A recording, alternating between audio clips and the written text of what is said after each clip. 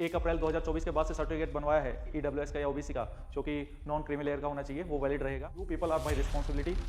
Next 150 days बाद मैं ये समझता हूँ कि ये मेरा एग्जाम है, आपका एग्जाम नहीं। सिर्फ NCERTs इनफ हैं? बहुत सारे नहीं दोस्त, NCERTs are important but they are not enough. हम टेस्ट लगाएंगे, पहला टेस्ट लगाएंगे, चाहे पढ़ के लगाएं चाहे बिना पढ़े लगाएं, मिस्टेक्स करेंगे ही करेंगे, उसको एनालाइज करेंगे।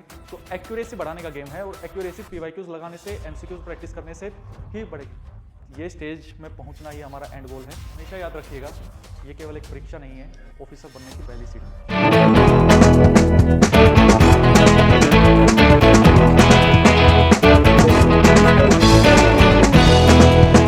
जय Hind everyone, welcome back to AVKS academy. मैं नवीन शोकंदा एक बार फिर से स्वागत करता हूं AVKS के इस प्लेटफॉर्म पे। In the last video we have discussed about the notification, और we know the number of vacancies 357 vacancies हैं। और जल्दी एक ऐसी वीडियो भी आएगी जिसमें हम फॉर्म फिलिंग के रिगार्डिंग चीज़ों को डिस्कस करेंगे कि आपको कैसे OTR भरना है, कैसे एप्लीकेशन फॉर्म भरना है, डेफ कैसे भरना है। डेफ में वो आपसे हर एक चीज़ पूछेगा, आपकी अचीवमेंट्स पूछेगा, आपकी हॉबी पूछेगा, आपकी फैमिली इनकम के बारे में हर एक डिटेल, इवन आपकी प्रेफरेंस पे वो अभी पूछ रहा है। और ये एक मेजर चेंज है 2025 के इस फॉर्म फिलिंग में। इसकी फॉर्म फिलिंग की जो लास्ट डेट है वो 25 मार्च है, तो डोंट बी इन हरी, बहुत ज़्यादा जल्दबाजी करने की नीड नहीं है। हर एक स्टेप को कैसे भरना है, कितनी बारीकी से भरना है, क्योंकि डेफ एक इंपॉर्टेंट एस्पेक्ट है आपके पर्सनैलिटी टेस्ट का। तो चीज़ों को ध्यान से कवर करना है, वो सारी चीज़ों को हम कवर कराएंगे। जो भी आपको OBC का सर्टिफिकेट की रिक्वायरमेंट है, अगर आपने 1 अप्रैल 2024 के बाद से सर्टिफिकेट बनवाया है EWS का या OBC का, जो कि नॉन क्रीमी लेयर का होना चाहिए, वो वैलिड रहेगा। और आपको लेटेस्ट ऐसा कुछ स्पेसिफिक बनवाने की नीड नहीं है। फिर भी आपको कोई डाउट है तो आप कमेंट सेक्शन में बता सकते हैं, उनको डाउट्स को रिजोल्व करवा दिया जाएगा। और आप गिवन नंबर पे कॉल करना चाहें तो वो भी कर सकते हैं। आप सेंटर कौन कौन से हैं सब नोटिफिकेशन में मेंशन है कि कहाँ कहाँ सेंटर भर सकते हैं, और कौन कौन से फर्दर डॉक्यूमेंट्स रहेंगे, वो सब हम डिस्कस करेंगे। इस वीडियो का एजेंडा ये है कि अभी क्या करना है सर, कि अभी नोटिफिकेशन आ चुकी है, और नोटिफिकेशन आने के बाद बहुत सारे स्टूडेंट्स के माइंड में फियर आया होगा, और बहुत सारे एक्साइटमेंट भी आई होगी स्टूडेंट्स के माइंड में। जब भी हमारे माइंड में फियर आता है या हम एक्साइटेड होते हैं, हमारी बॉडी सेम हार्मोन रिलीज करती है, चाहे वो एड्रेनलिन हो या कोर्टिसोल हो, दोनों ही रिलीज होते हैं, और दोनों ही सेम कंडीशन में, मतलब फियर में भी और एक्साइटमेंट में भी। तो आपने एक चीज़ सुनी होगी, इंटेंशन एक्शन गैप।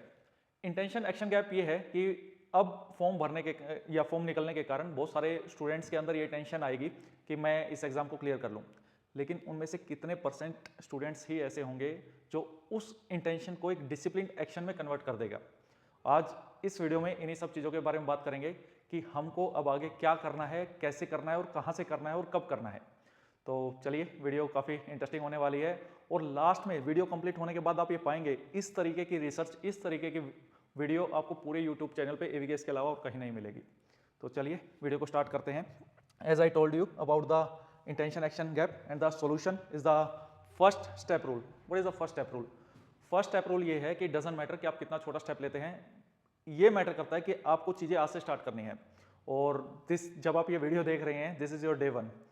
अब मैं ये बोल रहा हूँ कि आप इस जर्नी में बिल्कुल भी अकेले नहीं हैं। सर ऐसा तो सारे यूट्यूबर्स बोलते हैं, मेरे पास इस चीज़ का प्रूफ है दोस्त। आप भले ही सुबह के टाइम ये वीडियो देख रहे हो, मैं अभी आपको टाइम दिखा देता हूँ। ये टाइम देखिए, यहाँ पे आपको दिख रहा होगा, 12 बज चुके हैं रात के, उसके बाद मैं वीडियो रिकॉर्ड कर रहा हूँ, and this is my dedication, this is my proof. ऐसे भी क्या हुआ सर कि रात को 12-12 बजे वीडियो रिकॉर्ड कर रहे हो? आप आराम से सुबह कर लेते हैं, हम शाम को देख लेते हैं। दोस्त, we have to manage the things. बहुत चीज़ें लाइफ में मैनेज करनी पड़ती हैं। In the last video I discussed कि nowadays I am working with a think tank of the government of India, और ऑफलाइन में भी बहुत सारे स्टूडेंट्स के डाउट्स रहते हैं, इंटरव्यू स्टूडेंट्स रहते हैं, उन सबको मैनेज करना रहता है। तो वो पर्सनल लाइफ भी है, बहुत सारी चीज़ें हैं, बहुत सारा स्टफ है जो मैनेज करना है, और I am able to manage all the things. अब वो समय निकालना है, भले ही आप किसी कोर्स में इनरोल्ड हैं नहीं है, it doesn't matter for me, you people are my responsibility. Next 150 days बाद मैं ये समझता हूँ कि ये मेरा एग्जाम है, आपका एग्जाम नहीं है। अब मैं इस एग्जाम में हमेशा बेस्ट देता हूँ, हमेशा बेस्ट देता हूँ, और मुझे फेल होना पसंद नहीं है। आपकी सक्सेस में मेरी सक्सेस है, और मैं जी जान लगा दूंगा कि आप सक्सेसफुल हो। मैं फिर से बोल रहा हूँ, इट डजंट अबाउट मनी। आप किसी कोर्स में इनरोल करते हैं नहीं करते हैं, मेरे लिए वो सेकेंडरी है। मेरे लिए प्राइमरी ये है कि मैं कैसे 150 डेज में अपना बेस्ट दे सकता हूँ। Either it is on YouTube, on Telegram, on offline mode, on online mode, on mentorship mode, और इंटरव्यू पार्ट, XYZ जो भी इस चीज़ में आता है। चलिए वीडियो को, जो मेन एजेंडा है वो स्टार्ट करते हैं। और this is the right time to build the concepts, this is the right time to do revise the things, और वी हैव टू डू स्वॉट एनालिसिस। जिससे हमें पता चलेगा कि हमारे वीक एरियाज कौन से हैं। और हो सकता है बहुत सारे स्टूडेंट्स के बिल्कुल फ्रेशर हों, बहुत सारे वीक एरियाज हों, तो सर ऐसे स्टूडेंट्स को क्या करना है? उन स्टूडेंट्स को भी हौसला हारने की ज़रूरत नहीं है, उनके लिए भी सोल्यूशन है। और हमें जो स्टूडेंट्स रिपीटर हैं, वी हैव टू आइडेंटिफाई और वीक एरियाज और उनको स्ट्रेंथन करने का समय है। और नेक्स्ट 150 डेज में हमें हमारे PYQs प्रैक्टिस करने हैं, हमारी टेस्ट सीरीज प्रैक्टिस करनी है। और ये सब चीज़ें जो होने वाली हैं वो स्टेजेस में होने वाली हैं, वो एकदम से ऐसे ओवरनाइट चीज़ें बस ऐसे नहीं बदल जाएंगी, वो स्टेजेस में इवॉल्व होगी। इंसान है या सोसाइटी है या कुछ भी चीज़ है, जो भी इवोल्यूशन होता है वो स्टेजेस के फॉर्म में होता है। तो सेम हमारी जो सक्सेस है वो ओवरनाइट नहीं हो सकती, वो स्टेजेस के फॉर्म में इवॉल्व होगी। और उसके लिए क्या क्या एफर्ट्स चाहिएंगे, वो एफर्ट्स हम लगाएंगे। तो सर बताइए क्या एफर्ट्स हैं? देखिए, अगर आप एक सेल्फ स्टडी करना चाहते हैं तो 150 डेज का स्टडी प्लान आपको प्रोवाइड करवा दिया है मैंने, टेलीग्राम चैनल पे आपको मिल जाएगा। उसकी आप वीडियो भी जरूर जाके देखिएगा, क्योंकि वीडियो में बहुत सारी चीज़ें ऐसी एक्सप्लेन होती हैं जो हम ऑफकोर्स PDF में एक्सप्लेन नहीं कर सकते, उन बातों को, उन स्ट्रेटजी को, उन चीज़ों को। तो आप वो वीडियो देखिए, वो वीडियो अवेलेबल है, वो PDF आपको टेलीग्राम चैनल पर फ्रीली अवेलेबल है। उस PDF में ये मेंशन है कि आपको किस दिन क्या चीज़ पढ़नी है और कहाँ से पढ़नी है। सोर्सेज भी मेंशन है, सोर्सेज उसमें AVKS के भी मेंशन है और स्टैंडर्ड सोर्सेज भी मेंशन है। आपकी मर्जी, आप जो दोनों में से ऑप्ट करना चाहें वो ऑप्ट कर सकते हैं। और अगर आप AVKS का मटेरियल फॉलो कर रहे हैं, फिर आपको स्टैंडर्ड सोर्सेज फॉलो करने की नीड नहीं है। आप कुछ रेफरेंस अपने मन की संतुष्टि के लिए लेना चाहें तो वो ले सकते हैं।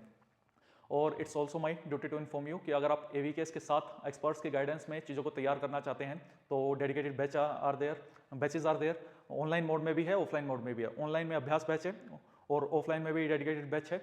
इसमें अगर आप सेपरेट पेपर 2 का ही बैच लेना चाहते हैं तो लक्ष्य बैच इज देयर, वो भी स्टार्ट हो रहा है ऑफलाइन मोड में भी, ऑनलाइन मोड में भी।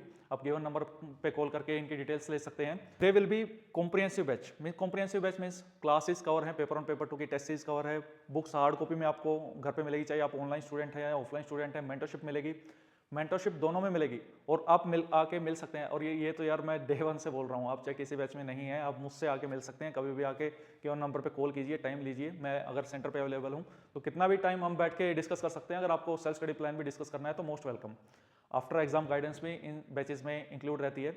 और AVKS is a dedicated platform जो CAPF के लिए ही डेडिकेटेड है। एकमात्र एकेडमी है पूरे भारत में जो केवल और केवल CAPF की तैयारी कराती है, ऑफलाइन मोड में, ऑनलाइन मोड में। और जो खास बात है ना यार, कि हर एक सब्जेक्ट के लिए एक वेल एक्सपीरियंस टीचर है। मीन्स आप 15-15 साल का भी एक्सपीरियंस है, ऐसे भी टीचर हैं जो उस पर्टिकुलर सब्जेक्ट में पूरे एक्सपर्ट हैं। तो चॉइस इज योर्स कि आप चीज़ों को अगर आप खुद से चीज़ों को तैयार कर सकते हैं तो फिर बैचेस में आपको आने की नीड नहीं है। लेकिन आपको लगता है कि मुझे एक हेल्पिंग हैंड की नीड है जो चेक एंड बैलेंस कर सके, रिस्पॉन्सिबिलिटी ले सके, अकाउंटेबिलिटी इंश्योर कर सके, तो फिर मोस्ट वेलकम। बात वापस से यहीं पे स्टार्ट करते हैं, रीस्टार्ट करते हैं। स्टेजेस की हम बात कर रहे थे। देखिए, अगर कोई एक स्टूडेंट फ्रेशर है तो वो विद टाइम इवॉल्व होगा, या कोई रिपीटर है तो वो भी विद टाइम इवॉल्व होगा। अगर आप आज कोई भी एक टेस्ट लगाते हैं तो हो सकता है 20-30 नंबर आ जाएं, चाहे आपने कोई तैयारी नहीं की है या की है। आप यूट्यूब पे कोई मैराथन देख लेते हैं, कोई बड़ी वीडियो देख लेते हैं, शॉर्ट नोट्स पढ़ लेते हैं, तो आप आराम से इस स्टेज में आ जाएंगे कि अब 50 से 80 नंबर तक लेके आ सकते हैं। बहुत ज़्यादा खींचने पे, उस वीडियो को बार बार देखने पे आपने NCERT भी कवर कर ली तो 80 से 100 वाली रेंज में आ जाएंगे। स्टूडेंट्स के माइंड में ये भी डाउट रहता है कि क्या सिर्फ NCERTs इनफ हैं? तो आंसर है नहीं दोस्त, NCERTs are important but they are not enough. आपको कॉम्प्रिहेंसिव वे में पढ़ना ही पड़ेगा। और जैसे इन बैचेस का भी यही है कि आप डेली अगर 4 घंटे वीडियो देखते हैं, डेली अगर 4 घंटे वीडियो देखते हैं और 4 घंटे सेल्फ स्टडी करते हैं तो 90 दिन के अंदर, 95 दिन के अंदर आपका पूरा सिलेबस हो जाता है। और फिर आपको रिवीजन पे फोकस करना है और दबा के इन बिटवीन भी आप टेस्ट लगाएंगे और उसके बाद पूरा फोकस टेस्ट और आंसर राइटिंग पे करना है आपको। इसमें लाइव क्लासेस भी होते हैं और रिकॉर्डेड क्लासेस भी होते हैं। ये शायद मैं बताना रह गया था तो अभी ऐड कर दिया। ठीक है, अब इसके बारे में बात नहीं करेंगे, इन चीज़ों के बारे में भी बात करेंगे। और यहाँ आप पाएंगे कि मोस्टली 90% स्टूडेंट्स यहाँ पे स्टक हैं। उसका क्या रीज़न है कि ये जो स्लैब है, ये स्लैब नहीं ब्रेक कर पा रहे हैं और ये स्लैब ही हमको ब्रेक करनी है, क्योंकि कट ऑफ तो यहाँ से स्टार्ट होती है। सर 2024 का जो पेपर है वो एक्सेप्शनल है कि कट ऑफ उसकी 100 या 100 से नीचे रहेगी, लेकिन वो स्टूडेंट मेरिट आउट हो जाएगा दोस्त। अब ये बात भी तो समझिए, क्योंकि हमें सिर्फ पेपर पास करके फिजिकल में भागने थोड़ी जाना है कि हमें बस ये दिखाना है कि मैं इतना भाग सकता हूँ, उतना भाग सकता हूँ। We have to become an assistant commandant, officer बनना है। मेन जर्नी ऑफिसर बनने की है और उसके लिए मुझे सारी स्टेजेस पार करनी पड़ेंगी, चाहे वो रिटर्न है, फिजिकल है, मेडिकल है और इंटरव्यू है। और तीनों में पूरा जिसके मार्क्स जुड़ते हैं पेपर 1, पेपर 2 और आपका पर्सनैलिटी टेस्ट, तीनों में अच्छा परफॉर्म करना पड़ेगा। या तो तीनों में एवरेज परफॉर्म करें या किसी 2 में बहुत अच्छा और तीसरे में एवरेज परफॉर्म करें तो हम मेरिट इन हो जाएंगे। तो इस चीज़ को कैसे यहाँ पे पहुँचा जा सकता है और फिर यहाँ से यहाँ पे जाया जा सकता है, यहाँ से यहाँ पे जाया जा सकता है, इसके लिए सबसे पहली शर्त है कॉम्प्रिहेंसिव कवरेज। अब कितने भी शॉर्ट नोट्स रगड़ लो, शॉर्ट नोट्स पढ़ने से यहाँ से आगे आप जा ही नहीं पाओगे। मैं पूरा लिख के देता हूँ, जब तक आपने कॉम्प्रिहेंसिव वे में कवरेज नहीं की होगी आप यहाँ से आगे नहीं जा पाओगे। और ये जस्ट एक स्टेप है कॉम्प्रिहेंसिव कवरेज और आपको PYQ analysis, meanwhile proper test और टेस्ट की एनालिसिस। टेस्ट की एनालिसिस करना भी अपने आप में एक आर्ट है। आगे चलिए उस बारे में बात करते हैं। बहुत बार हम देखते हैं कि सर मैं अभी इनकॉम्पिटेंट स्टेज में हूँ, इनकॉम्पिटेंसी है और मैं कैसे कॉम्पिटेंट बन सकता हूँ, उसके बारे में अगर आप कुछ बता सकते हैं तो बताइए। यस, 4 कैटेगरी के स्टूडेंट्स होते हैं और विद स्टेजेस में, दीज आर द स्टेजेस कि हम इन स्टेजेस में इवॉल्व होते हैं विद टाइम। कैसे? Unconscious incompetence. बहुत सारे स्टूडेंट्स जो अर्ली स्टेज में हैं वो अनकॉन्शियस इनकॉम्पिटेंस में इस स्टेज में होते हैं। इसका मतलब क्या है?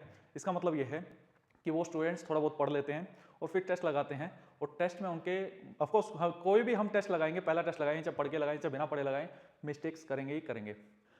ये एक ऐसी स्टेज है जिस स्टेज पे हम लोगों को पढ़ने में क्या मिस्टेक कर रहे हैं और टेस्ट लगाने में क्या मिस्टेक कर रहे हैं, इन चीज़ों के बारे में पता ही नहीं होता है। नेक्स्ट, अगर स्टूडेंट्स वो पता लगा ले, ये इसमें मेजरली स्टूडेंट्स वो रहते हैं जो मेजरली 0 से 70 के बीच में मार्क्स उसके आ रहे हैं। कुछ स्टूडेंट्स ये आइडेंटिफाई कर लेते हैं कि मैं पर्टिकुलर टाइप की मिस्टेक कर रहा हूँ। मिस्टेक्स के फर्दर टाइप्स होते हैं कि सिली मिस्टेक कर रहे हो, कॉन्सेप्चुअल मिस्टेक कर रहे हो, फैक्चुअल मिस्टेक कर रहे हो। उस मिस्टेक को आइडेंटिफाई करने के बाद वो इस स्टेज में पहुंचता है कि कॉन्शियस इनकॉम्पिटेंस। अब उसको ये तो पता है, उसके माइंड में ये तो है, कॉन्शियस है कि मैं इस टाइप की मिस्टेक्स कर रहा हूँ, उसने मिस्टेक्स आइडेंटिफाई तो कर ली हैं, लेकिन उनको इंप्रूव करने के लिए वो कुछ कर नहीं रहा है, अपनी कवरेज नहीं बढ़ा रहा है या प्रॉपर टेस्ट एनालिसिस नहीं कर रहा है, फिर से नेक्स्ट टेस्ट में या नेक्स्ट टाइम पढ़ते टाइम सेम मिस्टेक को रिपीट कर दे रहा है। और ये फर्दर इन चीज़ों को बढ़ावा देती है कि आपका स्कोर नहीं बढ़ेगा। और अगर इस स्टेज को कोई पार कर लेता है तो फिर वो 100+ चला जाएगा। अब नेक्स्ट थर्ड स्टेज है कॉन्शियस कॉम्पिटेंस। कॉन्शियस कॉम्पिटेंस में उसने पहली स्टेज में ये देखा कि वो किस टाइप की मिस्टेक्स करता है, चाहे वो पढ़ने की बात है, चाहे रिवीजन की बात है, चाहे टेस्ट लगाने की बात है। सेकेंड स्टेज में उसने ये देखा कि उन पे काम करना स्टार्ट किया, उन चीज़ों को इंप्रूव करना स्टार्ट किया। थर्ड स्टेज में अब वो इन चीज़ों को इंप्रूव कर चुका है, मल्टीपल टाइम्स रीडिंग कर चुका है, चीज़ों पे प्रॉपर काम कर चुका है और आप देखेंगे कि उसका स्कोर भी बढ़ जाएगा। 100 से 130 तक आराम से वो चला जाएगा, 130 तक वो स्कोर कर लेगा। तब आती है फाइनल स्टेज, वो फाइनल स्टेज में एंटर करता है and final stage is the unconscious competence and this is the end goal for any student. इस स्टेज में वो आराम से 150 तक 160 तक चला जाएगा या उससे भी ज़्यादा स्कोर कर सकता है। रेयर केसेस में ऑफकोर्स लक को उसका साथ देना पड़ेगा। इस स्टेज में पहुंचने के लिए उसने इतनी बार पीवाईक्यूज एनालिसिस कर दी, उसने इतनी बार टेस्ट लगा दिए, उसने इतनी बार चीजों को रिवाइज कर दिया कि अब उसके अनकॉन्शियस माइंड भी तुक्का लगा रहे हैं तो वो सही तुक्का लगा दे रहे हैं। और ये स्टेज में पहुंचना ही हमारा एंड गोल है। और इन चीजों को जब कोई स्टूडेंट फेज मैनर में पार करता है तभी वो यहाँ पे आ सकता है। कोई स्टूडेंट चाहेगा कि मैं यहाँ से सीधा यहाँ पे जंप कर जाऊँ, तो दोस्त इस वर्ल्ड में तो ये सब एग्जिस्ट नहीं करता, पैरेलल वर्ल्ड में कुछ करता होगा तो we don't know. Next about the syllabus part, and syllabus का मैं फिर से बता रहा हूँ, जो 150 डेज का स्टडी प्लान है या प्रतिभा टेस्ट सीरीज का जो शेड्यूल आएगा, आप वो शेड्यूल फॉलो करना स्टार्ट कर दो, वो फ्री में अवेलेबल है दोस्त। आप, मैं फिर से बोल रहा हूँ, खुद से पढ़ सकते हो, तो आप खुद से पढ़िए, डिसिप्लिन वे में पढ़िए आप उसको। और आजकल तो बहुत सारी ऐप भी ऐसी आती हैं जो हेल्प करती हैं, आपको ऐसा कुछ पूछना है जो आपका फोकस बढ़ाने में हेल्प करती है। Otherwise mobiles are distraction. और पेपर टू का टॉपिक भी बनता है कि mobiles are addiction, social media is addiction, social media is the core thing for the paper 2। Syllabus में मेनली 2 चीजें हमें करनी होती हैं कि कवरेज पार्ट और द एक्यूरेसी पार्ट। कवरेज में हमें we should know what is the syllabus, what are the macro and micro. क्या मैक्रो माइक्रो टॉपिक्स, कौन कौन से बड़े टॉपिक हैं और कौन कौन से सब टॉपिक्स हैं। जैसे पार्लियामेंट अपने आप में मैक्रो लेवल का टॉपिक है कि हम पार्लियामेंट पढ़ लेना भाई, पार्लियामेंट में क्या पढ़ लें, these are the sub topics कि मुझे इस चीज़ के बारे में पढ़ता है, presiding officers are important, bills are important, ये सब टॉपिक्स हैं। Same with the geography, environment, of course सारे सब्जेक्ट्स की मैं और वीडियोस में ये बातें कर चुका हूँ, इसलिए यहाँ पे रिपीट नहीं कर रहा। Next about the accuracy. दोस्त, पढ़ने के बाद जब भी आप टेस्ट लगाओगे गलतियाँ होंगी ही होंगी, उसमें बिल्कुल भी दोहराई नहीं है। उन गलतियों से सीखना है। कब सीखेंगे? जब टेस्ट को प्रॉपर से एनालाइज करेंगे, PYQs को एनालाइज करेंगे। तो एक्यूरेसी बढ़ाने का गेम है और एक्यूरेसी PYQs लगाने से, MCQs प्रैक्टिस करने से ही बढ़ेगी। Pratibha test is the most reliable test series in CAPF। आप CAPF में इस पर भरोसा कर सकते हैं। 55 टेस्ट हैं, इसमें 35 टेस्ट पेपर 1 के, 20 टेस्ट पेपर 2 के और 20 के 20 टेस्ट इवेलुएट होंगे, जिसमें 10 सेक्शनल हैं और 10 फुल लेंथ टेस्ट हैं।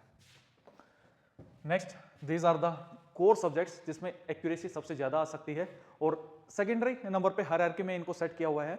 और इस बारे में मैं लास्ट वीडियो में जो अनप्रेडिक्टेबल को चीज़ों को भी प्रेडिक्ट किया जा सकता है, उस वीडियो में हम डिस्कस कर चुके हैं। जल्दी नेक्स्ट वीडियो में हम पेपर 2 को, सिलेबस को, इंपॉर्टेंट थीम्स को, स्टूडेंट्स के डाउट्स को, राइटिंग पार्ट्स को, फॉर्मेट को, हर एक एस्पेक्ट को डिटेल में डिस्कस करेंगे और ऐसी ऐसी चीज़ें आपको जानने को मिलेंगी जो अब तक यूट्यूब पे अवेलेबल ही नहीं है। चलिए मैं फिर से बोल रहा हूँ दोस्त, ये जर्नी आसान नहीं रहने वाली है, ये बिल्कुल टफ है, इसमें बिल्कुल दो राही नहीं है कि आने वाले 150 दिन के क्या इम्पैक्ट होंगे और कितना स्ट्रगल होगा। आई नो वेरी वेल, मैं उस लड़ाई के लिए तैयार हूँ। I am a soldier and आप उसके लिए तैयार हैं या नहीं हैं, अपने आप से वो चीज़ पूछिए। अगर आप तैयार हैं तभी चीज़ों को स्टार्ट कीजिएगा, अदरवाइज बहुत सारी चीज़ें हैं दुनिया में करने के लिए। हमेशा याद रखिएगा, ये केवल एक परीक्षा नहीं है, ऑफिसर बनने की पहली सीढ़ी है। मिलते हैं नेक्स्ट वीडियो में। जय हिंद।